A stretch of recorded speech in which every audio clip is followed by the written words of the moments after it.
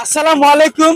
আমি বর্তমান আছি ভাইয়ের মেদেরটিরি। আমার পিছনে দেখতেছেন ব্যাম্বু বোরিং করতেছে ৪৪ নং মেদেরটিরি গাঁও পঞ্চায়েতের নবনির্বাচিত বিজেপি দলের নাসিরউদ্দিন খানের ভাতৃ আবুল খানে নিজের গাইফের টাকা দিয়া এই ব্যাম্বু বোরিং করতেছে।